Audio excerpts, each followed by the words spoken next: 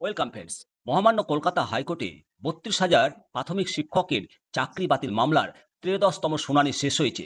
আর এই ১৩তম শুনানিতে এসএসসির পর প্রাথমিক নিয়োগ মামলাতেও উঠে এলো যোগ্য অযোগ্য প্রসঙ্গ। প্রাথমিকের ৩২,০০০ চাকরি খারিজ মামলার শুনানিতে গত সোমবার মহামান্য কলকাতা হাইকোর্টের মাননীয় বিচারপতি তপব্রত চক্রবর্তী ও মাননীয় বিচারপতি ঋতব্রত মিত্রের ডিভিশন বেঞ্চের প্রশ্ন, কারা বিশেষ সুবিধে পেয়েছেন আর কারা তা পাননি, সেটা আদালত আলাদা করবে কিভাবে? এদিন শুনানিতে সিঙ্গেল বেঞ্চের নির্দেশে চাকরি নিয়ে অনিশ্চয়তা তৈরি হওয়ায় ওই ৩২,০০০ প্রাথমিক শিক্ষকের একাংশের আইনজীবী দাবি করেন যে আমরা কোনো বিশেষ সুবিধে পাইনি। তার জবাবেই বিচারপতি মাননীয় তপব্রত চক্রবর্তী বলেন, কারা বিশেষ সুবিধা পেয়েছেন আর কারা পাননি সেটা কোর্ট কিভাবে আলাদা করবে। ২১শে আগস্ট এই মামলার পরবর্তী শুনানি।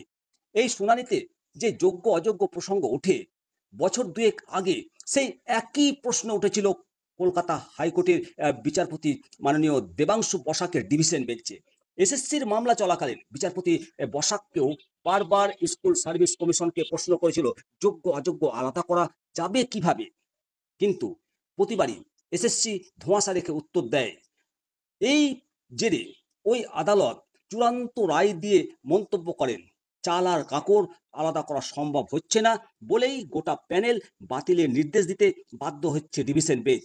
এদিন প্রাথমিক নিয়োগ দুর্নীতির মামলাতেও কাকতালীয়ভাবে সেই একই প্রশ্ন ওঠায় কিছুটা অস্বস্তিতে প্রাথমিক শিক্ষা পর্ষদ। এদিন শুনানিতে সিঙ্গেল বেঞ্চের ভূমিকা নিয়ে প্রশ্ন তোলেন মামলাকারী শিক্ষকদের কয়েকজনের আইনজীবী। তার দাবি, সিঙ্গেল বেঞ্চ যেভাবে এজলাসে ডেকে ডেকে কাউন্সিলিং নিয়ে পরীক্ষকদের কাঠগোড়ায় তুলে প্রশ্ন করেছে তা করা যায় না। যদিও ডিভিশন বেঞ্চের বক্তব্য এটা দুর্নীতির প্রশ্ন, প্রতারণার প্রশ্ন।